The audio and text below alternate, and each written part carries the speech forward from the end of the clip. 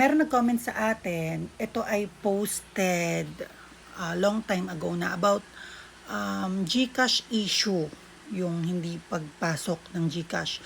So, merong comment si Ali. Ang akin po ay from Security Bank to GCash. Nag-reach out po ako sa GCash at sa bank, Security Bank. Pareho nilang sinasabi na wala sa end nila. Hindi ko na alam ang gagawin ko pag ganon. So, bigyan ko kayo ng konting tips.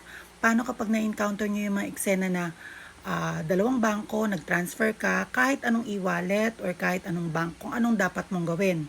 Ang karaniwan nangyayari kasi dyan, nagiging hopeless tayo, yung pakiramdam natin. Kapag tumawag tayo sa isang bank, sasabihin nila na nag-succeed. And then kapag tumawag naman tayo sa isang bank, ang sasabihin naman sa atin ay wala silang natanggap. So, anong gagawin?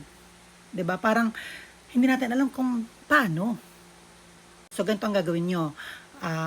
Tumawag ka ulit sa parehas bangko, GCash and Security Bank.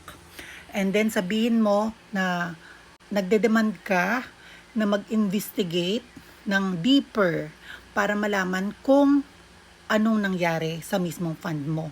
Dahil ito ang sinasabi ng isang bangko at sa bangko namang ito ang sinasabi ng bangkong yon. And then kapag wala pa rin silang ginawa at pinag-i-insist nila na parang nasa middle yung pera na hindi mo alam at hindi ka sigurado kung sino ang nagsabi ng katotohanan dahil hindi ginagawa ng malalim na investigasyon. Lalo na mga customer service, pag nakausap mo yan, kala mo hindi nila pera ang concern mo. Kala nila hindi ka nai-stress. Maliit man yan o malaki. So, ang pinakagagawin mo, hindi ka magko-complain sa DTI. Yan ay sakop ng Bangko Sentral. So, tumawag ka sa Bangko Sentral, mag-email ka sa Bangko Sentral, parang DTI siya ang nag-iimbestiga, siya ang magpapatawag ng mediation para imbitahan ang dalawang bangko, ang Security Bank at GCash and so on ng mga bangko na kaharap ka para malaman kung ano talaga yung nangyari. At ito ang maganda dyan. Once na nag-email ka sa kanila, padadala na ng letter ang parehas na bangko.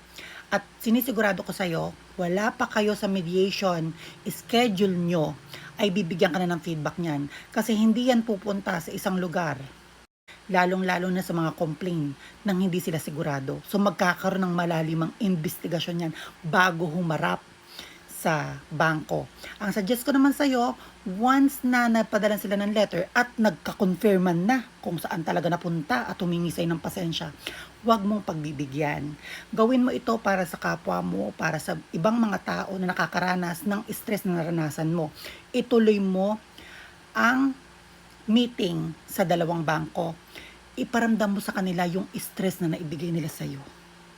Kasi sa bawat nangyayari, sa bawat isang tao, dapat may mga ibang tao na natututo para hindi na nauulit yung sakit, yung stress, yung problema na naibibigay na hindi naman dapat ganun kasi customer ka.